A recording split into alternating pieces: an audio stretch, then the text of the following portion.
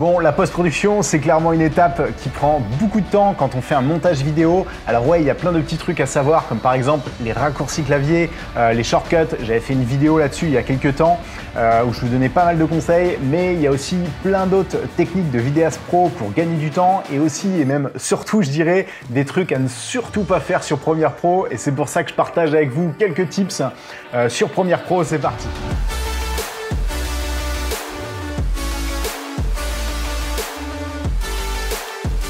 Salut à tous et bienvenue dans Lumetri. Aujourd'hui, je partage avec vous 7 astuces pour aller beaucoup plus vite en post-production et comme je vous le disais, surtout des erreurs à ne pas faire. Pour ceux qui découvrent la chaîne, on est de plus en plus nombreux, alors bienvenue à vous. Si vous ne faites pas encore partie de la team, vous avez juste à cliquer sur le bouton abonnez-vous, mais seulement si la vidéo vous a plu. Donc c'est parti, on arrête de parler, on commence tout de suite avec le tips numéro 1. Imbriquer un plan, c'est bien pratique dans certains cas et je dirais même plus que c'est essentiel. Par contre, quand on imbrique un clip, dans certains cas, vous pouvez perdre en qualité. Vous pouvez dégrader complètement la qualité de votre vidéo et là, clairement, c'est pas bon du tout. Donc, je vous montre ça sur Premiere Pro. Ok, donc là, j'ai un plan qui est juste ici sur ma timeline et je vais vous montrer un truc. Lorsque vous allez cropper, par exemple, dans votre image, si par exemple, je veux par exemple cropper pas mal, c'est-à-dire que je veux, pour exagérer, avoir mon plan qui est à peu près comme ça me semble pas mal. Quand je vais faire imbriquer, donc CTRL N, si vous n'avez pas fait ce shortcut là, vous allez justement là-haut, je vais vous montrer rapidement, vous allez juste ici, vous allez dans raccourci clavier et ensuite vous cherchez imbriquer une séquence et vous allez pouvoir assigner une touche. Moi j'ai assigné CTRL N. Donc là je disais CTRL N, voilà ça va imbriquer ma séquence. Mais le truc à savoir, c'est que quand on imbrique une séquence, en fin de compte, ça va un peu recadrer votre plan en totalité. Et vous voyez, mon image, c'est plus du tout la même qu'à l'origine. Si je fais un retour en arrière, mon plan, il était comme ça. Et vous voyez, j'ai un peu plus de détails. Et là, si je vous montre un exemple vraiment pour aller à l'extrême, pour que vous compreniez juste le truc. Si par exemple, ce plan, je le réduis juste ici, admettons, je fais CTRL Nest pour imbriquer ma séquence et que maintenant je veux justement rezoomer dans mon plan, et vous avez vu, on a perdu en qualité. Quoique je vais même vous montrer encore plus, on va exagérer un peu le truc, je fais un retour en arrière, on va se dire, allez, hop, on va arriver, bam, à 4, hein, même si c'est pas forcément représentatif de ce que vous pourriez faire, c'est pas grave, vous allez comprendre le truc, vous allez voir que le plan, il est complètement dégradé. Donc, ça c'est important et quand on imbrique justement un plan, il faut avoir ça à l'esprit que en gros ça va un peu rogner votre image et ça va la mettre pas sous un autre format mais en fin de compte ça va brider un peu votre image. Donc si vous avez certaines étapes à faire de recadrage et autres, faites-le avant plutôt que de le faire après. Avoir imbriqué votre séquence parce que sinon vous risquez d'avoir ce genre de problème. Alors sur du 4K ça va, on a une marge de manœuvre qui est un peu plus grande, mais si vous êtes par exemple en 1080, là vous risquez vraiment d'avoir une grosse perte de qualité si vous avez fait pas mal de crop dans votre image. En 2, les masques. Non, pas cela on s'en fout. C'est vrai que c'était une blague super pourrie, en plus elle n'était pas du tout prévue. Le masque était comme par hasard juste à côté. Donc les masques, les masques dans Premiere Pro, vous savez quand vous essayez de faire un masque bien droit, bien carré ou même un rectangle et que ça marche, pas du tout.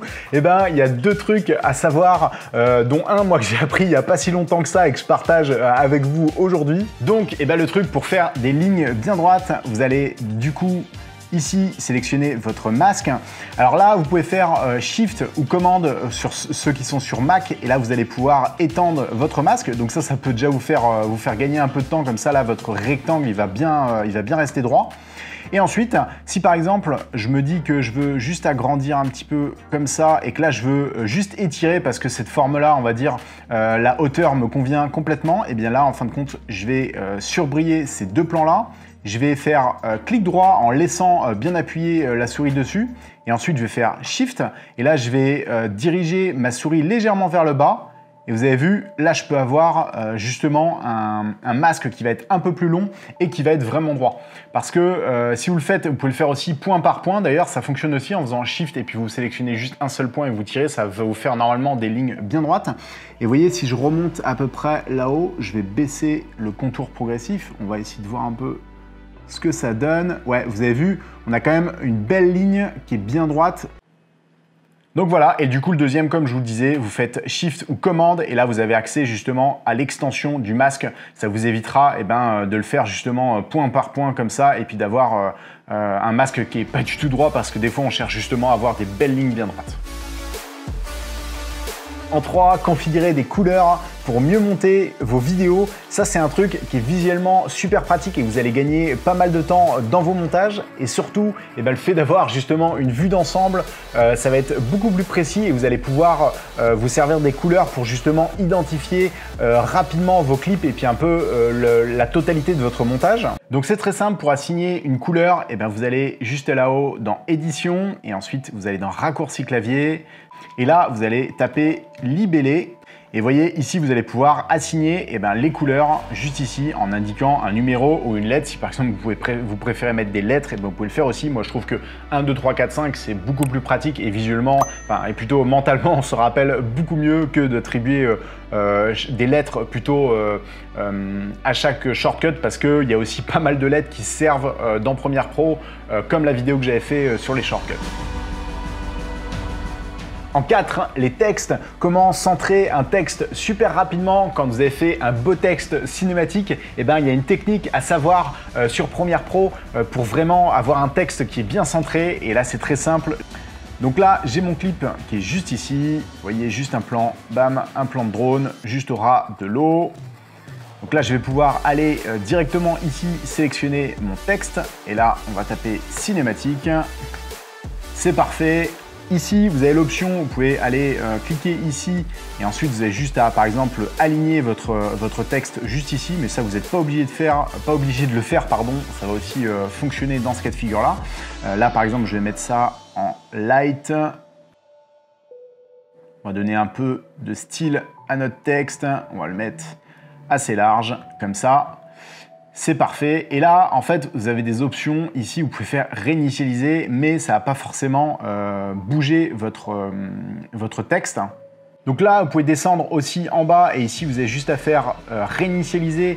Mais vous avez vu, par exemple, dans ce cas de figure-là, finalement, mon texte, il n'est pas du tout au centre. Moi, j'aimerais, quand j'active ma grille juste ici, que mon texte il soit vraiment bien aligné. Et là, le truc à faire, c'est que vous allez aller chercher option graphique essentielle, qui est juste ici. Donc là, vous avez deux options juste ici. Si vous ne l'avez pas d'affiché, vous allez dans Fenêtre ici. Vous allez dans Fenêtre ici et il va être juste ici. Vous avez juste à le sélectionner. Donc là, dans l'essentiel graphique, ici, je vous disais, vous avez deux options. Vous avez Parcourir et Modifier. Nous, on va s'occuper de la partie Modifier. Vous avez juste à cliquer ici pour voir apparaître les options pour pouvoir centrer et faire d'autres modifications de votre texte qui sont un petit peu plus avancées. Je vous laisserai regarder. Il y a plein de trucs à faire qui sont plutôt cool. Et là, le truc à faire, c'est que vous avez juste à cliquer sur ces deux icônes-là. Vous avez vu, peu importe en fait l'endroit ou la position de votre texte à l'origine, votre texte maintenant, il va être forcément centré. Et ça, je trouve ça vraiment super pratique.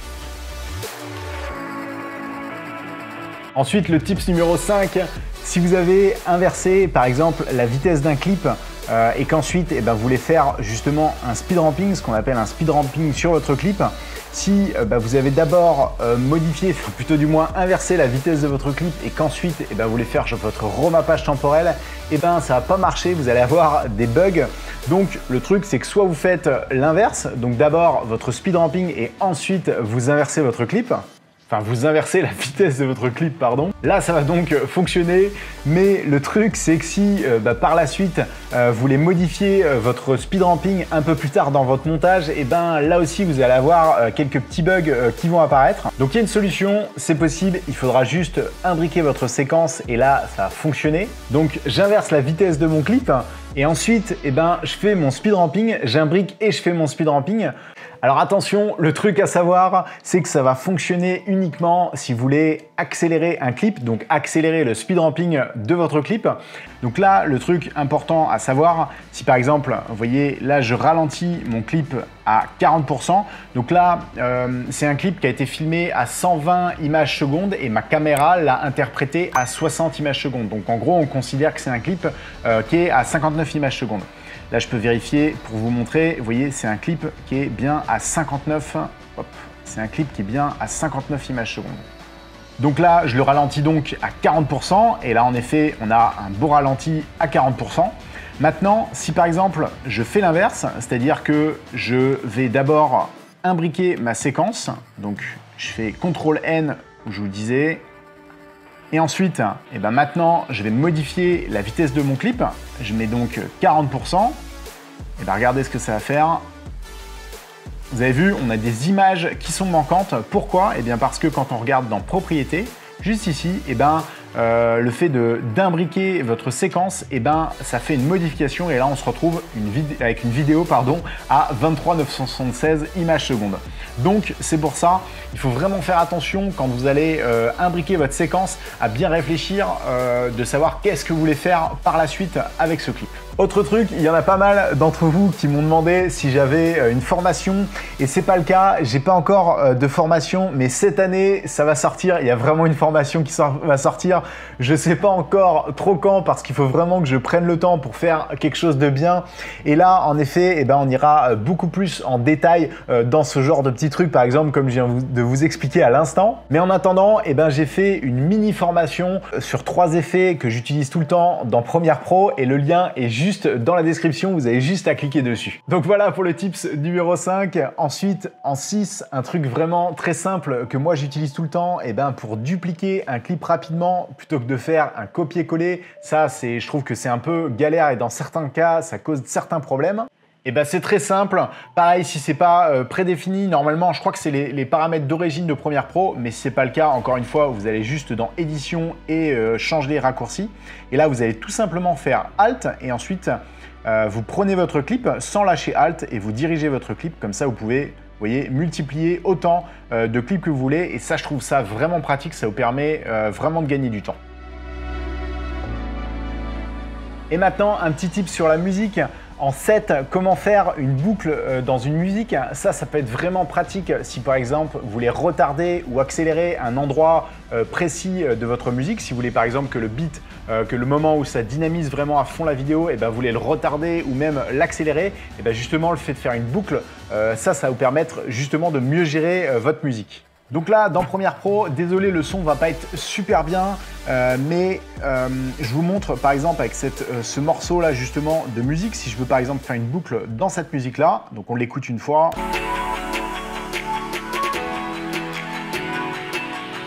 Vous allez voir, ça va partir juste après.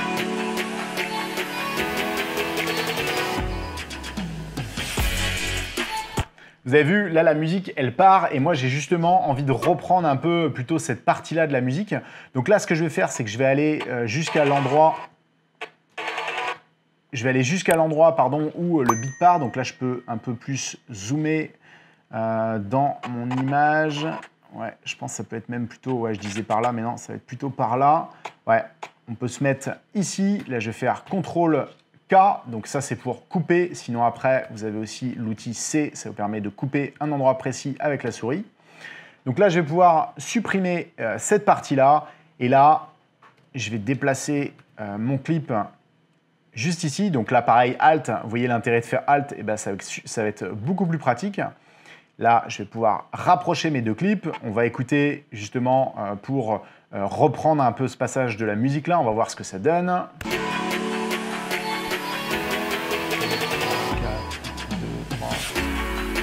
Vous voyez, on reprend en fin de compte.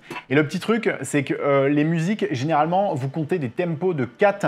Moi, c'est ce que je fais à chaque fois et ça fonctionne très bien. Alors, je ne suis pas un spécialiste de la musique. Je pense que les beatmakers, ils en savent beaucoup plus que moi. Mais en tout cas, moi, c'est comme ça que je fais. Quand vous comptez le tempo, par exemple, 1, 2, 3, 4, ça vous permet d'avoir un peu, je ne sais pas si ça s'appelle comme ça, mais la séquence de votre musique. D'ailleurs, s'il y en a des beatmakers ou des gens qui sont spécialistes, là, dites-le nous en commentaire comment ça s'appelle. Tous ces mots un peu techniques, ça fera super plaisir de les apprendre. Donc par exemple, sur cette musique-là, je peux compter les beats. 1, 2, 3, 4, 1, 2, 3, 4, 1, 2, 3, 4, 1, 2, 3, 4, 1, 2, 3, 4, 1, 2, 3, 4. Et vous voyez, la musique, elle part à ce moment-là. Donc là, on a notre boucle et en fait, ça vous permet d'être vraiment en tempo avec la musique. Et là, le dernier truc à faire, c'est que là, j'ai créé ma boucle, mais vous avez vu, on a quand même un espèce de petit bug, c'est pas super clean. on a une espèce de, je sais pas, un truc qui est pas très qui est pas super cool. Là, ce que je peux faire, je peux rajouter un fondu. Donc là, je vais mettre un fondu et là, on va mettre puissance constante. Là, je vais pouvoir prendre cet effet-là, le mettre entre mes deux clips. Et là, on va pouvoir justement écouter, voir un peu ce que ça donne. C'est pas mal. Alors soit là, je peux étendre un peu plus. On va voir un peu ce que ça donne si j'étends un peu plus ma puissance constante.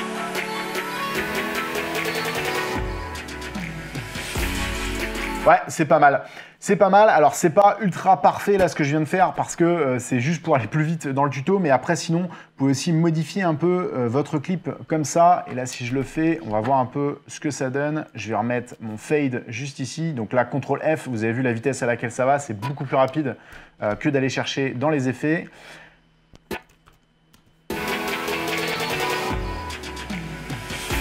Ouais, vous avez vu, là le beat, il est vraiment coupé au bon endroit et je trouve que ça, c'est une bonne technique justement pour faire des boucles dans vos vidéos. Et le dernier tips pour avoir encore plus de conseils comme ça par la suite, eh ben, vous avez juste à vous abonner, ça m'aidera beaucoup et ça montrera aussi à l'algorithme et à moi-même eh ben, que ce genre de vidéo vous plaît. Et si vous aussi, eh ben, vous connaissez des bons tips dans Premiere Pro, n'hésitez pas à nous les mettre en commentaire, ça nous fera tous progresser et je suis sûr et certain eh ben, que vous connaissez des trucs qui sont vraiment super dans Premiere Pro et que bah, je connais moi-même, je connais même pas et que beaucoup d'autres ne connaissent pas.